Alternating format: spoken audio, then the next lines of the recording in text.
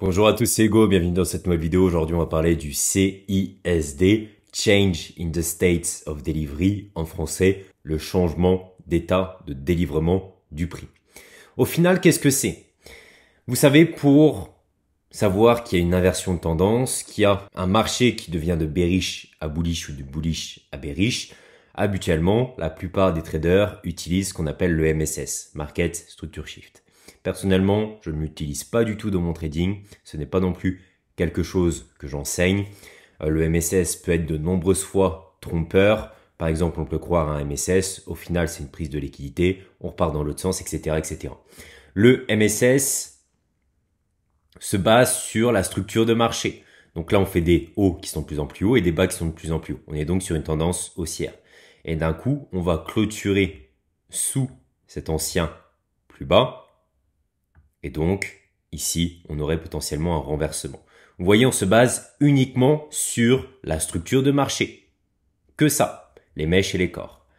Alors que le changement d'état de délivrement du prix, c'est exactement pareil. C'est signe de changement de tendance ou d'order flow. Mais là, on se base uniquement sur ce que nous disent les PDRA, sur ce que nous disent les bougies. Donc pour moi, trader ICT, je trouve que c'est beaucoup plus révélateur que de se basé uniquement sur la structure du marché. Bien sûr, si on peut avoir un changement d'état de délivrement du prix plus un MSS, c'est top, mais je préfère 1000 fois me baser sur le CISD dans mon trading. Donc, on se base uniquement sur les PDRA. Comme vous voyez, ici, par exemple, on est sur un order flow bullish, on monte petit à petit, et d'un coup, on a le marché qui se reverse, qui se retourne. Donc là, le MSS, on est tous d'accord que si on se base sur le dernier swing low, on devrait le faire ici. Ok? Mais de nombreuses fois, et je pense que vous l'avez déjà vu, on a le marché qui s'arrête pile avant, mais qui par la suite break de façon forte avec du displacement à la baisse. Donc vous n'avez même pas le temps de vous placer. Là, on n'avait que des PDRA bullish, mais là, je pense que vous le voyez, on a 3 PDRA bearish qui viennent de se créer sur le marché. Et donc là, on a une très forte résistance. Donc même si on ne fait pas de MSS, de façon structure de marché, on n'est pas censé se retourner. Avec ce concept de changement d'état de délivrement du prix, vous comprenez que le marché ici vient d'ajouter 3 résistances. Qu'est-ce qu'on a? On a ici notre CB. OK? On a ici, bien sûr, notre OB à forte probabilité puisqu'il prend la liquidité. On va faire comme s'il était revenu à un point sensible. Et on a ici notre bearish breaker. Donc vous comprenez que dès qu'on clôture en dessous ici du corps de cet OB et qu'on laisse aussi un CB, on a l'apparition de PDRA bearish et on a donc notre changement d'état de délivrement du prix. Ça nous montre, encore une fois, les PDRA sont créés par la Smart Money, ça nous montre que la Smart Money va entre guillemets changer de tendance.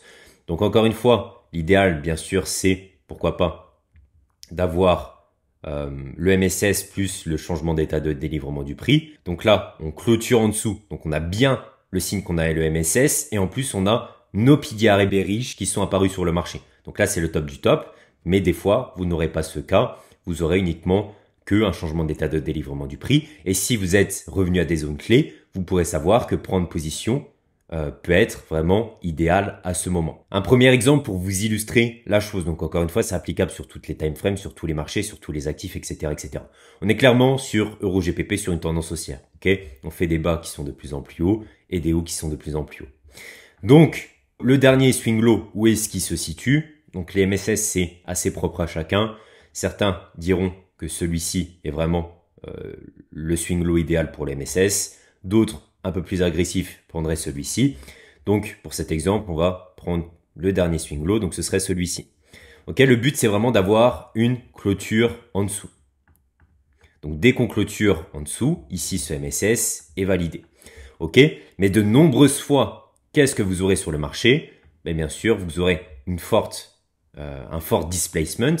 Car tout simplement, on a eu un changement d'état de délivrement du prix, on a eu nos fortes résistances qui sont apparues sur le marché, et donc si on découle, c'est aussi un fort rejet. Donc là, comme vous voyez, si on attend notre MSS au minima à cette bougie, et on n'a même pas le temps de se placer. De même que ici, un MSS, où est-ce que vous voulez vous placer? Alors qu'en amont, on a bien eu notre changement d'état de délivrement du prix ici, Donc bien sûr, on a pris une énorme liquidité court terme. On a donc notre high résistance, c'est ma toute dernière vidéo.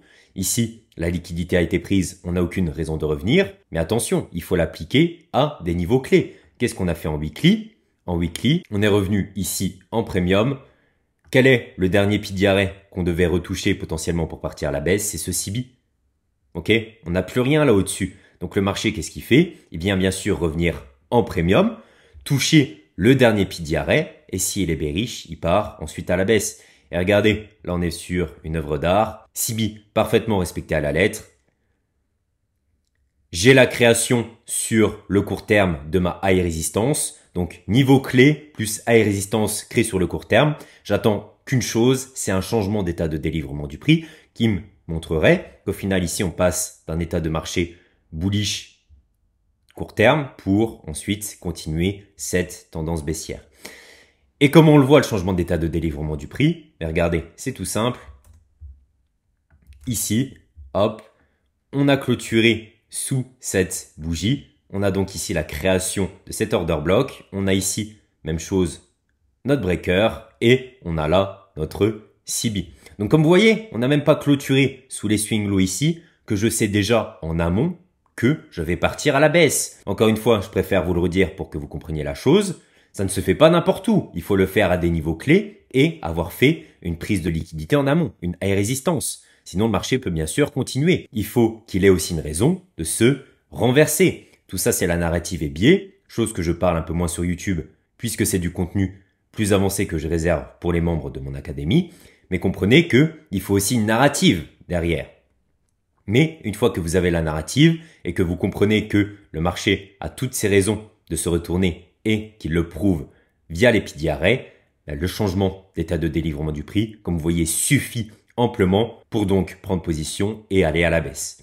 Encore une fois, ma dernière vidéo, qu'est-ce qu'on a ici? High résistance et qu'est-ce qu'on target? Tout simplement des trade lines, low résistance. Regardez tout ça. Et pourquoi on fait du displacement super rapidement à la baisse? Parce que ici, on a de l'accumulation de stop loss derrière sur notre trade line, une liquidité facilement prenable. La smart money se place ici et ici éjecte tous les retails. Pareil ici, regardez, je veux prendre position via la structure de marché en attendant cette confirmation. Où se situe le dernier swing low? Je devrais avoir une clôture sous ce plus bas, ok? Mais moi, en sachant que je me base uniquement sur les pieds d'arrêt, qu'est-ce que je vois? Je vois ici déjà qu'on revient dans des niveaux premium. Qu'est-ce qu'on fait? On nettoie tous les derniers pieds d'arrêt. Ici, on a un CB, c'est le dernier pied d'arrêt qui restait à toucher. Et sur du court terme, j'ai ici un busy qui n'est pas respecté. Donc ça devient un IFVG. Et donc, c'est un changement d'état de délivrement du prix. Un busy qui se transforme en IFVG. Pour rappel, un changement d'état de délivrement du prix, c'est quand des pieds d'arrêt bullish se transforment en pieds d'arrêt bearish. Ok? Ou vice versa. Ici, on avait un pied d'arrêt bullish qui se transforme en pied d'arrêt bearish. Et en plus de ça, sur la prochaine bougie, qu'est-ce qu'on fait ici? On a un CB. Et c'est quoi le combo des deux là? Je vous ai fait une vidéo sur ma chaîne récemment encore. Un BPR. Je vous disais quoi dans cette vidéo? Le BPR est un excellent signe de renversement, de changement d'état de délivrement du prix. Puisqu'on avait un order flow bullish avec le busy, mais on ne le respecte pas. Donc ça devient un IFVG. Et en plus de ça, on fait place à un CB. Donc on revient des niveaux clés. Ici, on fait tout le ménage, on n'a plus rien à faire derrière.